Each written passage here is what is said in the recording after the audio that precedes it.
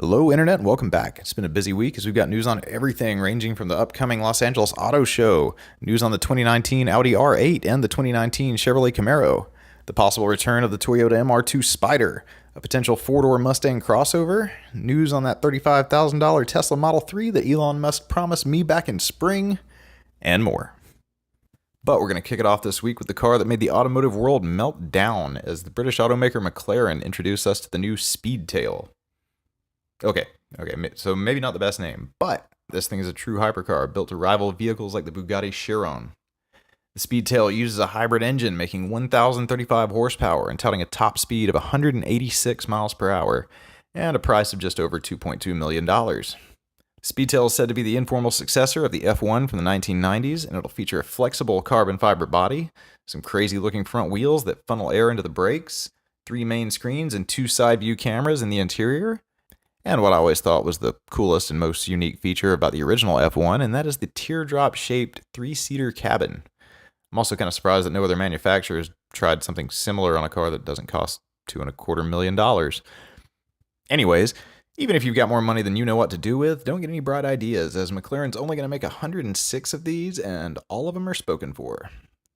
And for those of you in the know, the 2018 Los Angeles Auto Show is still about a month away, but some car makers like Nissan and BMW are already putting out teasers. We'll start out with Nissan, which released a picture of the front end of its refreshed 2019 Maxima, which is due to make its official release at the LA Auto Show, and then to arrive in dealerships starting in December. We also know that we'll get our first official look at BMW's all-new 3-row full-size SUV, the X7, and that the 8 Series convertible will show up as well. The 8 Series sedan and coupe will be available before the end of the year here in the US, but the convertible will arrive sometime in the spring of 2019 with an estimated price of $120,000. And in more news from the Germans, Audi announced on Tuesday that it will be making some changes to the all-wheel drive mid-engine sports car, the Audi R8 V10. This redesigned R8 will feature a restyled and slightly more angular front fascia, a new rear diffuser, new wheel options, a new drive mode, 2 new color options, and they'll be making some tweaks to the steering and suspension as well. This slightly refreshed Audi R8 will be available in Europe in the next few months and should be available for purchase in the US sometime in the middle of 2019. Alright, and as sad of a question as this may sound like, who out there remembers the 90s? Well, if you do, and since you're watching this channel, you may also remember the golden age of Toyota sports cars. It went something like this. There was the iconic 2JZ Toyota Supra positioned at the top of the list. Then there was the mid-range model, the Celica. And rounding out the list was the little brother, the mid-engine Toyota MR2. And Toyota actually referred to these cars as the three brothers, and the goal was essentially to provide a fun, sporty car at anyone's price range. Well, if you haven't noticed, Toyota has been producing a mid-range sports car for some time now, known as the Toyota 86, and beginning next year, we'll see the Supra go on sale in America for the first time in over 15 years. So, what does that leave for the impoverished people at the bottom? Well, we thought Toyota had our number some years back when it unveiled the sporty SFR concept in 2016. But sadly, nothing ever came of it, and the hype mostly died down, and Toyota went on to focus its energy on the new Supra. But in a recent interview with Autocar, Toyota of Europe's VP of Sales and Marketing, Matt Harrison, said that the plans for the new MR2 have yet to be greenlit, but have entered the discussion phase and referred to the car as a favored potential addition to Toyota's lineup. It's speculated that the new MR2 would likely return as a rear-wheel drive electric vehicle as Toyota looks to offer more affordable and fun-to-drive cars in the company's EV lineup. And it's not very likely that we'll see anything physical before 2020 on this, but I'll definitely keep you guys posted as information becomes available. Alright, so now on to an automotive icon, a German brand with a rich history of luxury and innovation stretching back almost a century. Borgward. You know, Borgward produced its first car in Germany in 1924. Once Germany's third largest automaker? Makers of automotive legends like the Hansa or the Isabella? No? Well, that's probably because the company went belly up way back in 1961. But way back in 2014, Chinese company Beike Photon bought the rights to the company and resurrected the brand for the Chinese and European markets. And while initially things went pretty well, 2018 has been a pretty bad year for the automaker, and as of August, the brand has experienced net losses of some $232 million.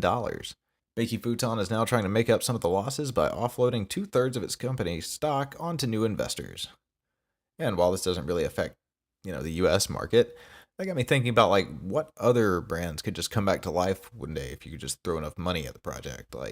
Like the return of AMC or Plymouth to fill in the gap in the US market that Ford's about to create, or the return of Pontiac as a performance brand, or, well, speaking of performance brands, what about Vector? Like, look, I need there to be an unaffordable, high-performance American aeromotive car company in my life, okay? I wonder what that guy that just won the Mega Millions is going to do with his money. Anyway, what brands would you like to bring back to life if you only had the money and the power? Let me know in the comments. And citing trade tensions and shrinking profit margins, FCA's new CEO, Mike Manley, who took over operations in July of this year, has announced that Fiat Chrysler has agreed to sell off its car parts unit, Magneti Marelli, to a Tokyo-based firm to the tune of some $7.1 billion. And FCA will now purchase its parts through the new venture, known as Magneti Marelli CK Holdings, in an effort to trim some of the fat from the underperforming company, and has stated that it will most likely use the newfound cash to reward its shareholders. And the Fiat Chrysler brand has been around almost 5 years now and is yet to turn a profit for the company's investors. And a betting man would say that the company's efforts to liquidate assets amid a shrinking product line and bad sales would suggest that FCA is going to be up for sale pretty soon. What do you think? And the Camaro is making news again this week. Amid complaints by fans and a dropping interest in the 2019 Camaro, GM is scrambling to make adjustments. And while complaints about the new vehicle have varied from everything like the amount of power, the driver visibility not being addressed, or the car just not looking different enough from the Gen 5 that it replaced, most people are currently upset about the front-end styling. But I, for one, wasn't surprised by this the minute I first laid eyes on the soulless, grotesque face of the redesigned Malibu. Just look at it. Yeah.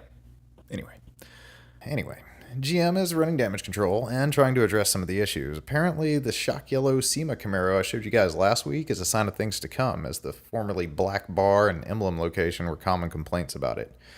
And with the Mustang and the Challenger slowly pulling ahead in sales, Chevrolet is trying to lure buyers back, with a recent poll of current Camaro owners suggesting that the brand might be considering bringing the Silverado's hybrid 2.7-liter turbocharged 4-cylinder in as the base engine of the car, and ditching the 2.0-liter, which would add 35 horsepower to the entry-level Camaro and bring it at least up to par with the current 2.3-liter EcoBoost Mustang.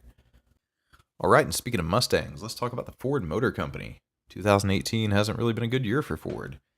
It all started out in May of this year with the announcement that it would ditch all of their current cars rather than update them, with the exception of the Mustang, and turn Ford into a brand very much like GMC, which specializes in trucks and crossovers.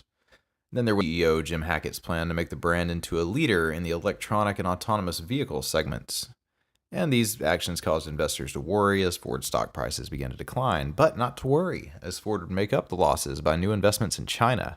Hackett stating that success in China is critical as we reposition our global business for long-term success. However, that hasn't gone so well either, as Ford's sales in China have dropped 43% this September versus sales from September of 2017. And this is mostly despite the current trade war with China, as Ford sells its vehicles in China predominantly through partnerships with local firms. And the brand also has posted losses in South America, Europe, and its Asia-Pacific region. As you might expect, Ford stock's been taking some serious hits, and the shareholders are beginning to worry about their profit margins. The company's stock has fallen by 37% of what it was at the beginning of the year, and Ford has backed off its previous goal of raising its global profit margin to 8% within the next 2 years. And in a related story, Ford announced on Wednesday that it will be separating its China branch from its Asia-Pacific operations and into a standalone company currently known as Ford China, which will go into effect on November 1st, stating that China is absolutely essential to Ford's profitability and growth, and as part of this, Ford China has committed to launching over 50 new vehicles in the country by 2025. And as desperate times call for desperate measures, Ford's been trying to get the attention of potential customers and potential investors, and as part of this, there's been a lot of rumors going around recently that Ford may be working on a four-door Mustang. More accurately, it'd be more like a rugged Mustang-themed crossover, as Ford stated that it's getting out of the business of building passenger cars. And while the concept shouldn't actually surprise you too much, as Ford is looking to generate sales and it's got a very successful vehicle in the Mustang, I'm kind of left wondering what such a thing would actually look like. Like I'm picturing like a rear-wheel drive Honda Accord Cross Tour with jacked up tires and fender flares and a Mustang front end, which I really don't know anymore if that prospect is exciting or horrifying, but I guess we'll wait and see what the design team comes up with. And in even more Ford news, on Monday of this week, Ford began production of its much-anticipated midsize truck, the 2019 Ranger, which it unveiled at the Detroit Auto Show earlier this year. The new Ranger will feature a turbocharged 2.3-liter engine, good for some 270 horsepower and 310 pound-feet of torque, a 10-speed automatic transmission, and will start at just over $25,000. And with all this buzz about the new Ranger, Ford truck enthusiasts have been getting excited recently as spy sightings had confirmed a Ford Ranger Raptor seen driving around southern Ontario. However, director at Ford Performance, Herman Salenbach, brought everybody back to reality this week, stating that the Raptor version of the truck is based on the global Ranger platform rather than the US one, and that at least for now it wouldn't be feasible for them to bring it to the US market in its current form. And also went on to state that this baby Raptor was developed for sales in parts of the world that don't carry the larger F-150. And this week, British bagless vacuum cleaner and hairdryer brand Dyson have recently announced that they'll be putting that very relevant skill set into producing electric cars. And upon hearing this, you undoubtedly have some questions, which I will now attempt to answer. No, I'm not high, no, I'm not joking, and no, I did not get this article from The Onion. Apparently, the brand has been working on the project in secret for a few years now, and it will open its first factory in Singapore by the year 2020, and models are expected to start rolling out by 2021.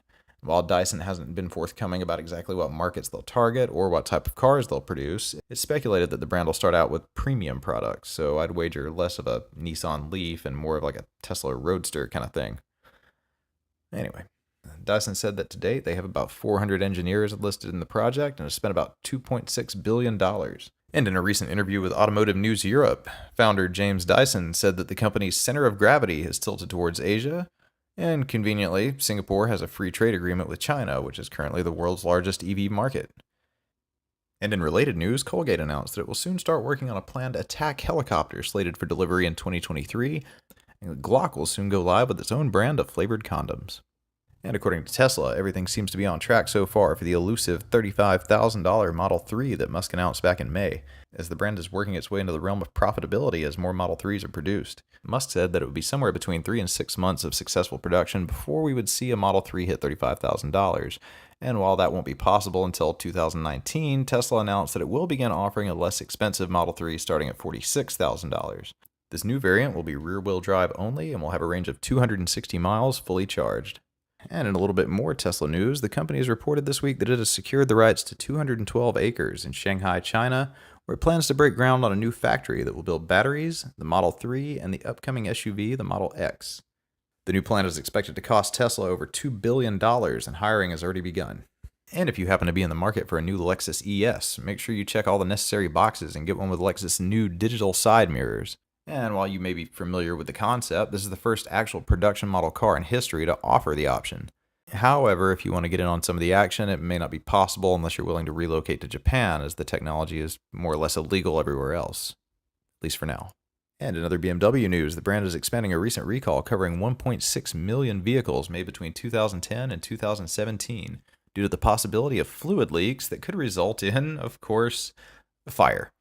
No injuries have yet to be reported, though. And Ford announced this week that it will be recalling nearly 1.3 million Ford Focus vehicles in the US, citing issues with a canister purge valve that may cause engine stalls. Could be worse. And thanks everyone for being here. That's going to wrap it up this week. I'm out.